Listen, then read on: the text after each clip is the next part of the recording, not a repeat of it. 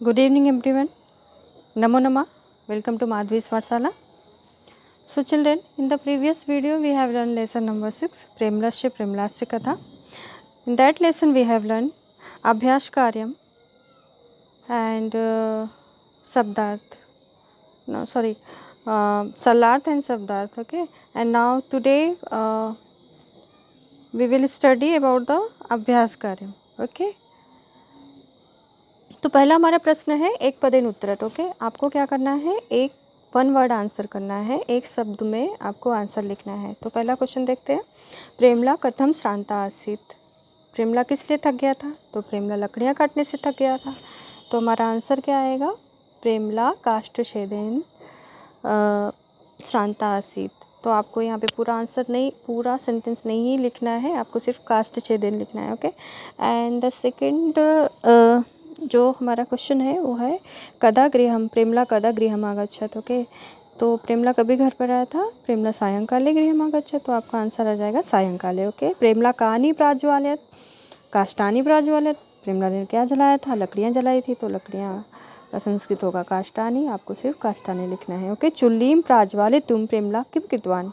चूल्हा जलाने के टाइम पे प्रेमला ने क्या किया था? प्रेमला ने फुत्कारम, फूका था ना, तो यहाँ पे आपका आंसर आ जाएगा फुत्कारम। ओके, प्रेमली कस्य पत्नी आसीत। ये तो बहुत ही सिंपल है, बहुत ही सिंपल क्वेश्चन है। प्रेमली प्रेमलस्य, कस्य के जगह पे आपको प्रेमलस्य डालना है। ठीक है, तो यहाँ पे आंसर आपका आ जाएगा प्रेमलस्य, प्रेमली प्रेमलस्य पत्नी आसीत। ओके, एंड दूसरा प्रश्न है हमारा, अधोलिखितेषु पदेषु उपसर्ग चित्वा पृथक कुरुत। ओके, तो आपको यहाँ पे देखिए, यहाँ पे दो कॉलम बने हैं ना, तो पहले वाला जो कॉलम है वहाँ पे उपसर्ग लिखना है और दूसरे वाले कॉलम में आपको शब्द लिखना है। ठीक है, तो पहले तो हम जान लेते हैं कि उपसर्ग किसको कहते हैं। उपसर्ग, ओके, उपसर्ग किसको कहते हैं?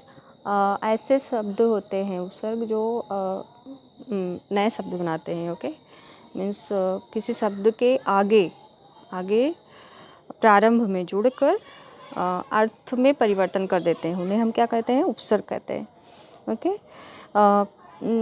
जैसे कि मैंने एक फॉर एग्जांपल प्रहारा। ओके, एक वर्ड मैंने लिया प्रहारा। ओके, प्रहारा में हार मीन्स पहनने वाला हार, और उसमें मैंने प्रा ऐड कर दिया तो उसका मीनिंग चेंज हो गया ना।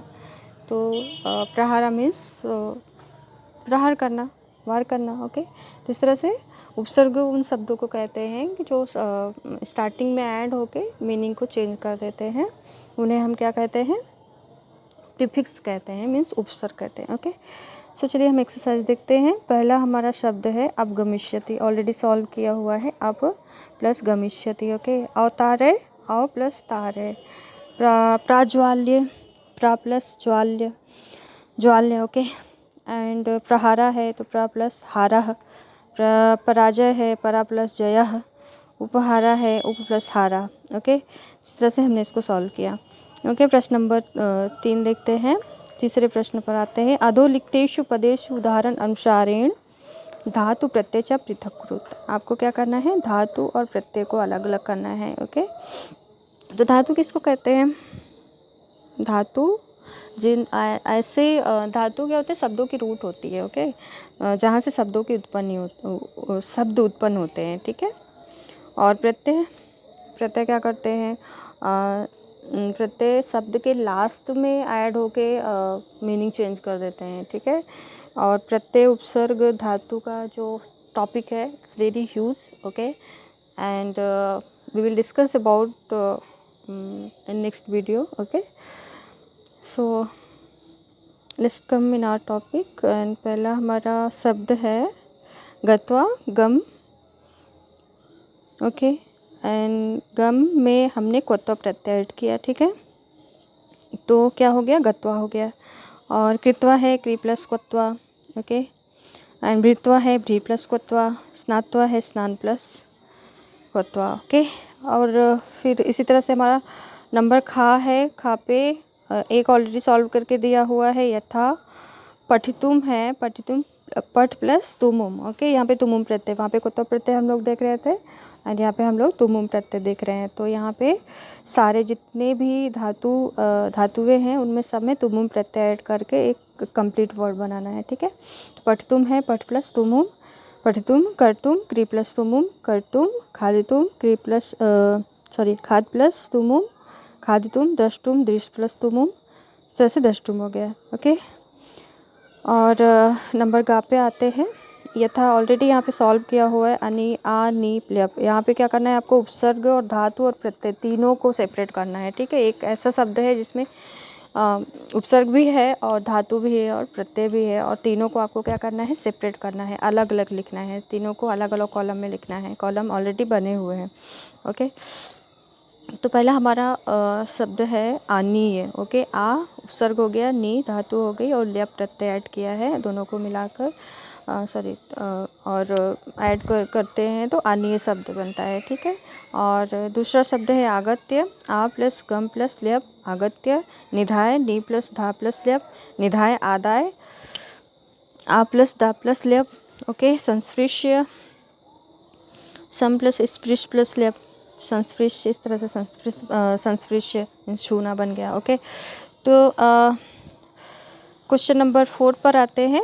यहाँ पे मंजूसा बनी हुई है, एक देख रहे हैं आप, मंजूसा है, उसमें बहुत सारे वर्ड दिए हैं, ओके।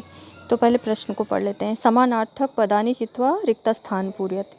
समानार्थी पद हमें लिखने हैं, ओके। समानार्थी पद किसको कहते हैं, सेम वही अर्थ वाले एक और शब्द लिखने हैं, ठीक है। तो पहला हमारा ऑलरेडी मंजूसा में दिया हुआ है। मंजूसा में मीन्स जो बॉक्स नीचे कलरफुल बॉक्स है उसमें सब शब्द दिए गए हैं, आपको क्या करना है, उसको यथास्थान पर उसको प्रॉपर प्लेस पर डालना है, ठीक है। तो पहला हमारा शब्द है करेण। करेण मीन्स क्या, हस्तेन, ठीक है। हस्तेन मीन्स भी हाथ होता है और करेण मीन्स भी हाथ होता है, ओके। पुष्पम पुष्पम, यच्छसि ददासि, दोनों का मीनिंग देना होता है। स्थापित्वा संस्थाप्य, दोनों का मतलब रखना होता है। वदति कथयति मीन्स कहना, वदत मीन्स भी कहना और कथयत मीन्स भी कहना। और सांप्रतम अधुना, शरीरम तनु पार्श्वे निकटे, इस तरह से हमने ये एक्सरसाइज भी सॉल्व कर लिया। अभी नेक्स्ट देखते हैं एक्सरसाइज नंबर 5, ओके। सो इसमें निर्देशानुसारम उपसर्ग क्रियापदम च पृथक कुरुत, ओके। सब एक तरह के ही क्वेश्चन है। तो यहाँ पे आपको क्या करना है, पहले 2 कॉलम दिए हैं, एक में आपको उपसर्ग लिखना है और एक में क्रियापद लिखनी है, ठीक है। तो पहला हम शब्द देखते हैं। पहला हमारा शब्द है निदिशत, ओके। नि प्लस आदिशत, आगच्छत, आ प्लस आगच्छत, अवतार्यत, यहाँ पे अवा प्लस अतार्यत, ओके। और पराभवत, परा प्लस अभवत, और यहाँ पे प्राचाल्यत है, तो यहाँ पे प्रा प्लस आचाल्यत, ओके। तो इस तरह से हमने क्रिया को अलग कॉलम में लिखा और उपसर्ग को अलग कॉलम में लिखा, ओके। और दोनों को ऐड करके हमने साथ में लिखा, ओके। अधोलिखितानि वाक्यानि घटनाक्रम अनुसारम लिखत। तो ये बहुत ही इम्पोर्टेंट क्वेश्चन है और इसके लिए आपको पूरा चैप्टर बहुत अच्छे से पढ़ना पड़ेगा, ठीक है। तभी आप जाके इसको सॉल्व कर पाएंगे, क्योंकि आपको यहाँ पे कौन सी घटना कब हुई, मीन्स पहले क्या घटना हुई, फिर उसके बाद कौन सी घटना हुई, फिर उसके बाद कौन सी घटना हुई, इस तरह से सीक्वेंस में आपको करना है, ओके। तो सारे जितने भी सेंटेंस हैं सब इधर उधर करके दिए हुए हैं, तो आपको इसको सीक्वेंस में लिखना है, ओके। जैसे कि प्रेमला पहले आता है पहले आता है थका हुआ रहता है, फिर पानी भर कर आता है, फिर स्नान करता है, फिर इस तरह से फिर वो खाना खाता है, इस तरह से सारे वहाँ क्या करना है, सीक्वेंस में लिखना है, ओके। तो पहला हमारा सब वाक्य है हांडीम अवतार्यत, दूसरा वाक्य है चूल्लीम प्राज्वाल्यत और हांडी में स्नान गृह स्थापयति, और तीसरा है घटे जलम भरत और प्रेमला गृहम आगच्छत। तो यहाँ पे सबसे पहले प्रेमला क्या करता है, गृहम आगच्छत, ओके, घर आता है। तो प्रेमला गृहम आगच्छत हमारा पहला आंसर हो जाएगा। तो अंगा वाला जो नंबर है उसको हमने पहले फर्स्ट आंसर, हमारा फर्स्ट सेंटेंस होगा, ठीक है। तो यहाँ पे हमारा पहला आंसर मिल गया हमें, प्रेमला गृहम आगच्छत। और उसके बाद प्रेमला प्रेमला क्या करता है, फिर हांडी में उतारे, फिर वो घड़े को उतारता है। ओके, सह हांडी में उतारे नंबर का हमारा दूसरा सेंटेंस हो जाएगा। ओके, फिर नंबर घा पे आते, सा घटे जलम भरत, फिर वो पानी भर कर लाता है, राइट, पानी भर कर लाता है। ओके, तो ये तीसरा नंबर पे आ जाएगा, नंबर घा तीसरे नंबर पे आ जाएगा। और नंबर 4 पे खा नंबर का सेंटेंस देखिए, खा पे क्या है हमारा, स चूल्हीम ज्वालियत, फिर वो चूल्हे को जलाता है। ओके, राइट, एंड देन आते हैं हम नंबर 6 पे। नंबर 6 का आंसर गा सेंटेंस को देखते हैं हम लोग। सा हांडी स्नान गृह स्थापित, फिर वो हांडी को उतारता है, बर्तन को उतार के स्नान गृह में रखता है। उसके बाद क्या करता है वो, उसके बाद नंबर 7 पे आते हैं और जा वाला सेंटेंस देखते हैं, सा स्नानम अकरोति। ओके, उसके बाद वो स्नान करता है।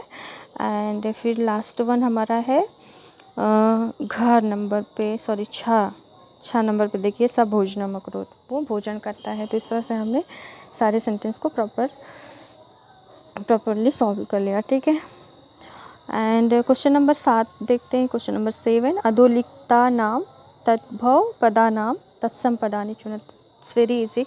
आपको क्या करना है, हिंदी के जो भी शब्द यहाँ के हिंदी के शब्द दिए हुए हैं और उनकी संस्कृत आपको लिखनी है। ठीक है, तो काठ है, काठ मीन्स लकड़ियाँ, और लकड़ी को संस्कृत में क्या कहते हैं, काष्ठ कहते हैं या काष्ठानी कहते हैं। काष्ठ एक वचन का हो गया और काष्ठानी बहुवचन हो गया। ओके, हांडी है, हांडी मीन्स क्या, बर्तन होता है, तो हांडी को हांडी कहते हैं, हमने पढ़ा ही था अभी। और चूल्हा है, चुल्ली कहते हैं, चूल्हे को संस्कृत में क्या कहते हैं, चुल्ली कहते हैं। कुआं है, तो कुएं का संस्कृत क्या होता है, कूपा। ओके, फूकना है, फूकना का संस्कृत होता है फुटकारम। तो इस तरह से हमने पूरा अभ्यासकार क्या क्या सॉल्व किया।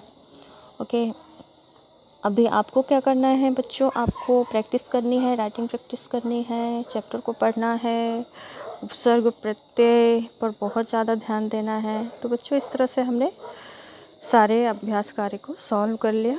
Okay, I hope you all understood very well, and children must practice. Okay, thank you so much.